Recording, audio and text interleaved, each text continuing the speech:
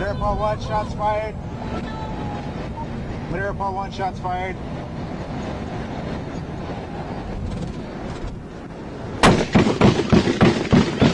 Airport 1, shots fired. No. Main Barrier Lighthouse. No. Don't follow him.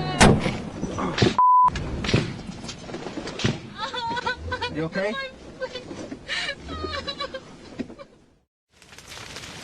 Onto! Onto!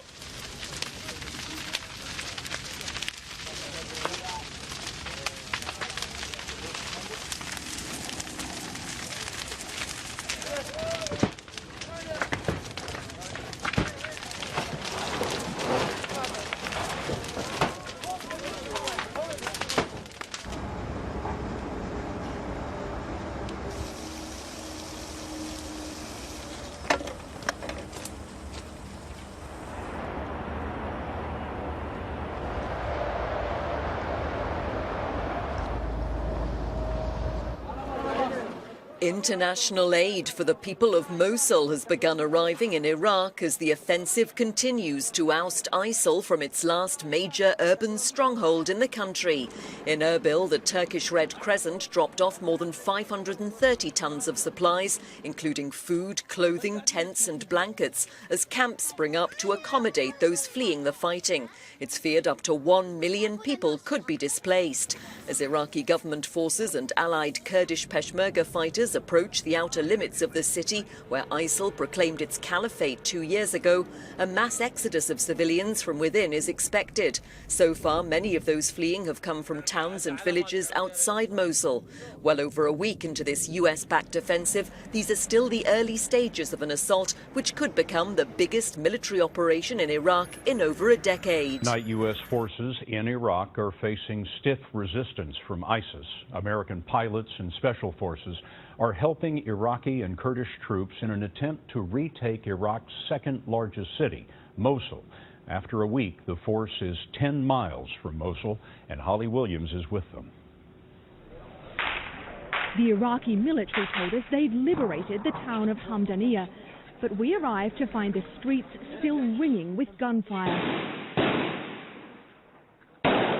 In some places, ISIS has launched surprise attacks, even after Iraqi forces think they're in control. And these troops now shoot at anything that moves.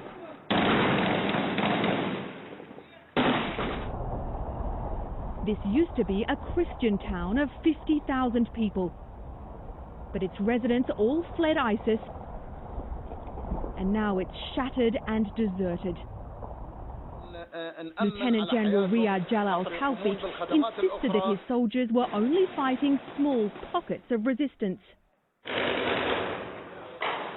sounds like quite a lot of resistance, I have to tell you. No, he said, this is the military way. They're just clearing the area. Another nearby Christian town, Bartella, has also been retaken. We were there 2 years ago, just before ISIS seized the town, meeting the local men who were trying to protect it and visiting the church, where we found them praying in Aramaic, the language spoken by Jesus. This is the same church today, charred and desecrated. In Hamdaniya, these Christian militiamen have come back to help secure their town. One of them is Hussam Salim, who told us he kissed the ground when he returned the night before and vowed to rebuild. Thank God we're back, he told us. Even if I die here now, it doesn't matter. Holly Williams, CBS News, Hamdaniya, near Mosul. In California, thousands of National Guardsmen are being told that they have to return bonuses that they received for re-enlisting during the wars in Iraq and Afghanistan. Jan Crawford is covering the outrage over that. I don't want to pay back something that I earned. Robert DeAndrea had just retired after serving nearly 22 years in the California National Guard when he got a letter saying he needed to repay his $20,000 re-enlistment bonus. They were giving bonuses away in droves. I signed the contract. I got the bonus. I upheld my end of the bargain. DeAndrea had already served as an infantry commander in Iraq when his term came up. The bonus helped him decide to stay in. The bonuses were meant for soldiers with high-demand assignments or in units about to deploy. They were given to more than 10,000 soldiers, many by mistake.